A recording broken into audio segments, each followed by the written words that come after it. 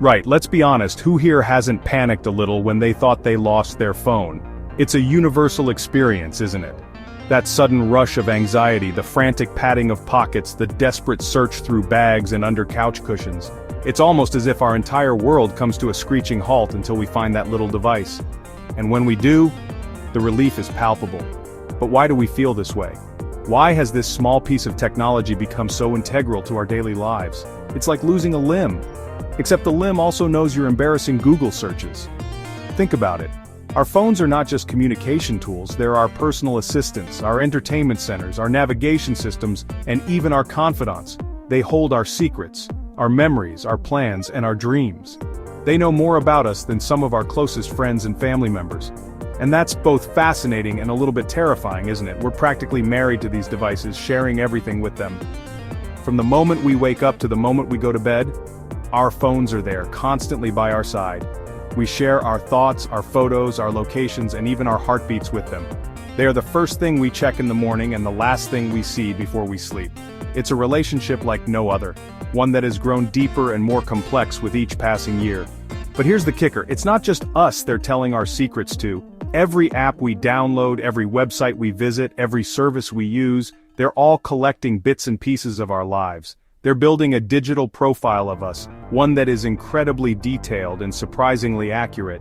And this information is not just sitting idly by, it's being used, shared, and sometimes even sold. They're telling our secrets too. Companies, advertisers, and even governments are all interested in this treasure trove of data. They use it to predict our behavior, to influence our decisions, and to shape our experiences. It's a powerful tool, one that can be used for both good and bad. And the scariest part? Most of us are completely unaware of just how much we're giving away. I'm talking about the massive amounts of data we're unknowingly giving away every single day. Every click, every swipe, every location ping, it's all being tracked, stored, and analyzed. Sounds creepy, right? But it's the reality of the digital age we live in.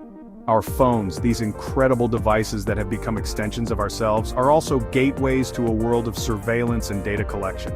Every click, every swipe, every location ping, it's all being tracked, stored, and analyzed. Sounds creepy, right? But it's not just about the data itself, it's about what can be done with it. Companies can predict our future purchases, our political leanings, even our health issues. They can target us with ads so personalized that it feels like they can read our minds, and in a way they can. They have algorithms that can analyze our behavior and make incredibly accurate predictions about what we'll do next. Well, hold on to your hats, folks, because I decided to dive headfirst into this digital rabbit hole. I wanted to understand just how deep this goes, how much of our lives are being monitored, and what we can do about it. So, join me on this journey as we explore the hidden world of data collection, the impact it has on our lives, and the steps we can take to protect our privacy in this digital age. It's going to be an eye-opening ride, and I promise you won't look at your phone the same way again. For 1 week, I became my own data detective. My mission? To expose the shocking truth about just how much information we leak online. Think of it as Sherlock Holmes meets Black Mirror, but with less Cumberbatch and more me complaining about my internet history. My trusty sidekick in this digital stakeout? A simple notepad and pen. No fancy apps, no algorithms, just good old-fashioned note-taking. Every website I visited, every app I used, every location my phone thought I was interested in, all scribbled down in my little black book. Day one started innocently enough, checked the news, browsed some online shops, the usual morning scroll. But as the day went on, my notebook started looking less like a detective's journal and more like a stalker's manifesto. Every news article I clicked, every product I lingered on, it was all there. My digital shadow was forming, and it knew me better than some of my relatives, and that's just the tip of the iceberg. By day 3, things got really interesting. I had been wearing my smartwatch for a few days now, and it was starting to feel like an extension of my body. The initial excitement of tracking my fitness and health metrics was slowly giving way to a sense of unease. Or should I say creepy.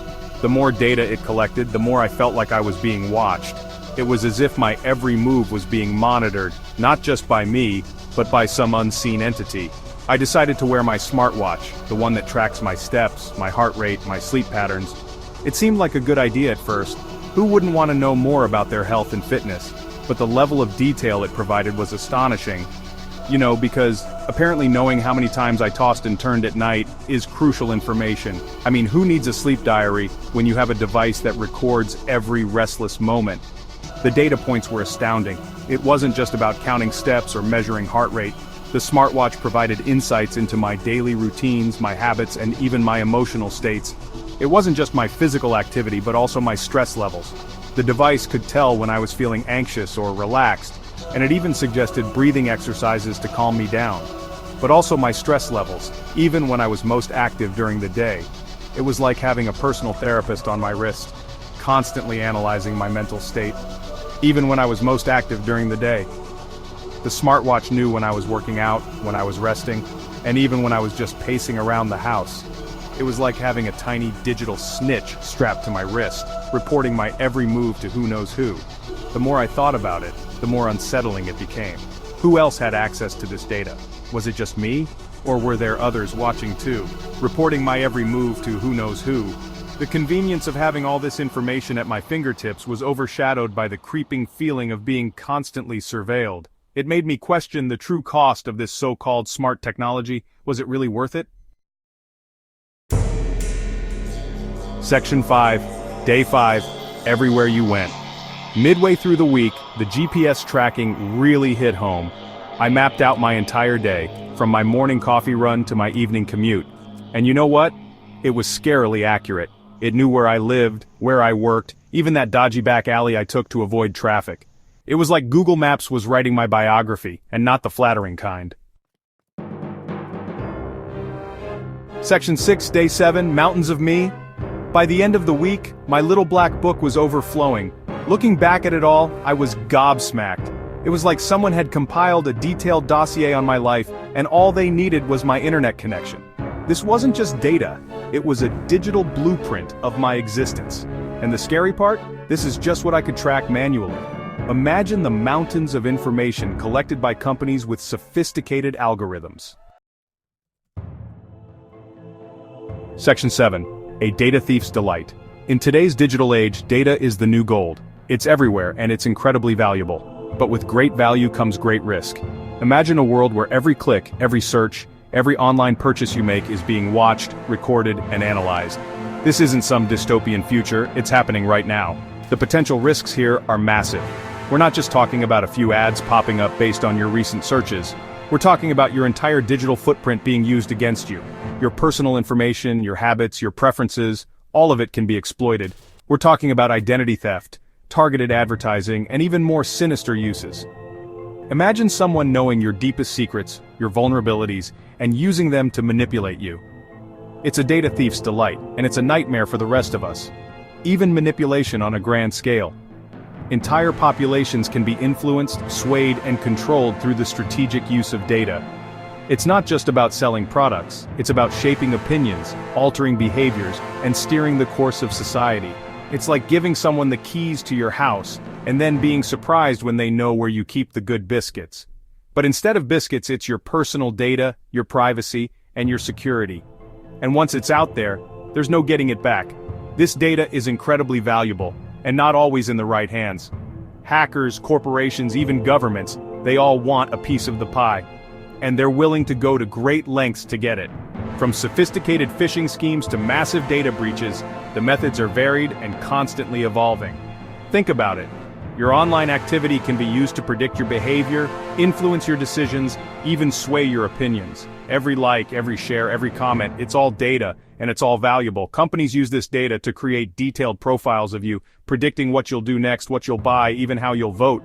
It's like Cambridge Analytica on steroids, but instead of just targeting elections, it's targeting every aspect of your life. Your relationships, your career, your health, nothing is off limits. The power of data is immense, and in the wrong hands, it's terrifying. But instead of elections, it's your entire life. The digital world is a double-edged sword. It offers incredible convenience and connectivity, but it also comes with significant risks. As we navigate this digital landscape, we must be vigilant, informed, and proactive in protecting our data. Because in the end, it's not just about privacy, it's about our very freedom. Section 8. Taking back control, baby steps. Okay, so maybe I've scared you a bit, but don't worry, it's not all doom and gloom. There are things we can do to protect our digital privacy. It's not about becoming a tech hermit, but about being more mindful of what we share.